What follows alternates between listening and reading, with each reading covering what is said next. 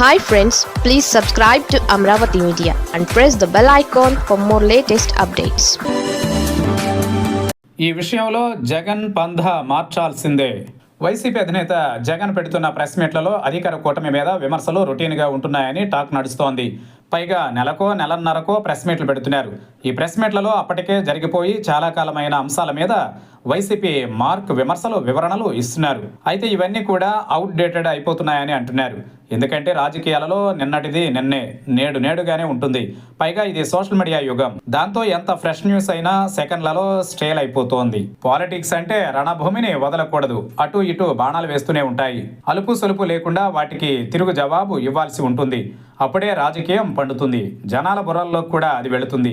కానీ వైసీపీ అధినేత మాత్రం ఒక నెల రోజుల పాటు జరిగిన వాటిని అన్నీ క్రోడీకరించి ఒక సుదీర్ఘమైన ప్రెస్ మీట్ పెడుతున్నారు.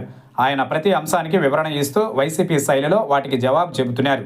అయితే ఇవన్నీ ఎప్పటికప్పుడు జవాబు చెబుతూ ఉంటే బాగుంటుంది కదా, వాటికి పదును కూడా ఎక్కువగా ఉంటుంది అన్న విశ్లేషణలు వినిపిస్తున్నాయి.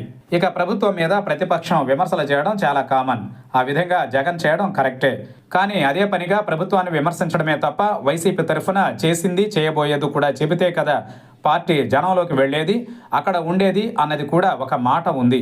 ఎంతసేపు చంద్రబాబుని టార్గెట్ చేసుకుంటే అది అంతిమంగా లాభం కంటే నష్టం చేకూరుస్తుందని అంటున్నారు. ఏ పార్టీ అయినా జనంలో ఉంటూనే ప్రభుత్వం పట్ల వ్యతిరేకతను పోగు చేయాలి. అది కూడా జనంలో వచ్చే మార్పును చూసిన మీదట చేస్తేనే పండుతుంది. జగన్ ప్రెస్ మీట్ల మీద మొదట్లో ఉన్న ఫోకస్ అటెన్షన్ ఇప్పుడు తగ్గిందని విశ్లేషణలు ఉన్నాయి.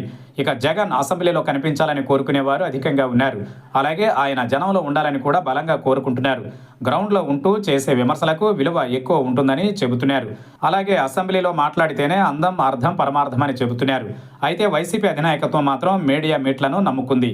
కానీ అంతకంతకు వాటిని కూటమి కూడా పట్టించుకుని ఖండించే పరిస్థితి కూడా లేకపోతోందని అంటున్నారు. సో వైసీపీ ఇక కొత్త దారులలో సర్కారు మీద సమరం చేయాల్సిందే అని అంటున్నారు.